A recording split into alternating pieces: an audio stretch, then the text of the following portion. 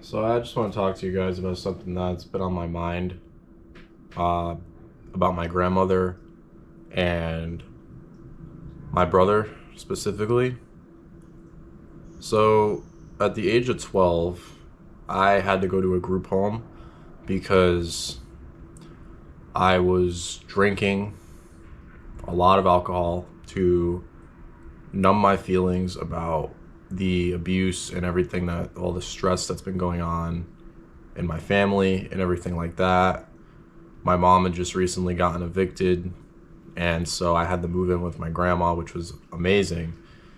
But everything that's happened from 0 to 12 by that point was just too much. I felt like I had lived an entire lifetime by then. So I don't know, being a dumb 12-year-old, I guess I just decided that, the booze in the fridge was great. So I started drinking that, and eventually the missing booze got noticed, and they linked it back to me because obviously my brother wouldn't have done it. They just kind of knew that that was me, and, that's fine. Um, so I had to spend my entire teenagehood in group homes from 12 to 16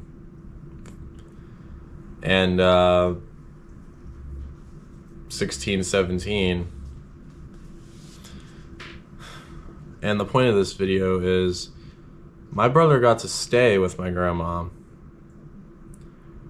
And now that he's 19 and he's moved out of his grandmother's house, he's going into his father's house now. I'm assuming the reason why he waited to move with his dad till he was an adult was because my mom wouldn't be able to pull any strings and make it where they couldn't have any contact or whatever for no reason, because my mom didn't like his dad for whatever reasons. But yeah, but now he's just not talking to grandma, and grandma feels very, very distraught. She feels used, and it's really bothering me. It makes me really, really angry. It makes me wonder, why is he being this way with her? And he's a little soft. I mean, he can't take it. He can't take being told that he's being a dick. Grandma was texting me saying, "Where's your brother? I mean, like, why won't he reach out to me?" And that makes me really fucking mad. So I texted him and I said, "You gotta text grandma, stop being a dick." And he's just so defensive. He's like, "Excuse me? You don't have to tell me how to live my life." It's like, I'm just saying you should text grandma and that you are being a dick. I think that as men, you should be able to say pretty bluntly how another man's acting. I'm not over here calling him a bunch of fucking names. I'm just saying you're being a dick. And then here comes the defensiveness because he can't take criticism.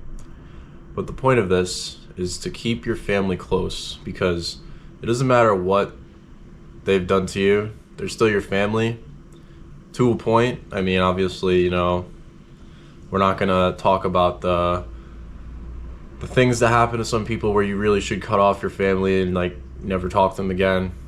But I'm just saying, if stuff happens in your family, if there's some conflict, that's normal.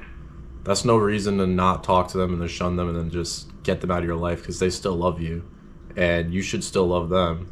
And they're not going to be here forever.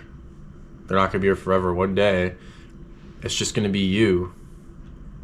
And if you're lucky to have siblings and that are still alive, it'll be you and them. And that's it. Your mom's going to die. Your dad's gonna die if he's in the picture. My dad wasn't. Your grandfather's gonna die. Your grandma's gonna die. Everybody you know is gonna die. It's gonna be you and what you learned through your life, and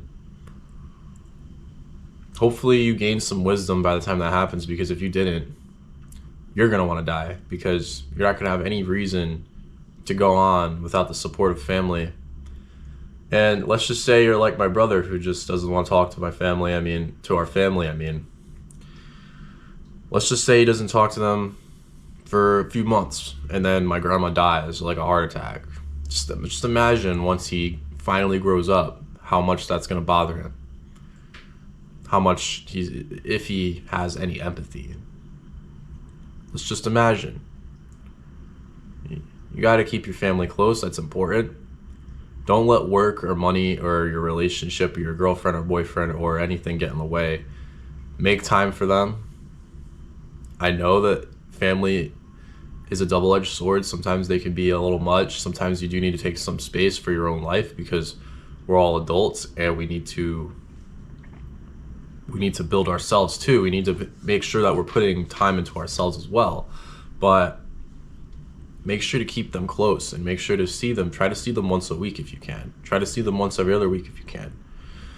Because if you see them once every other week, that's 13 days that have gone by you didn't see them. And when they're gone, you're going to wish you did.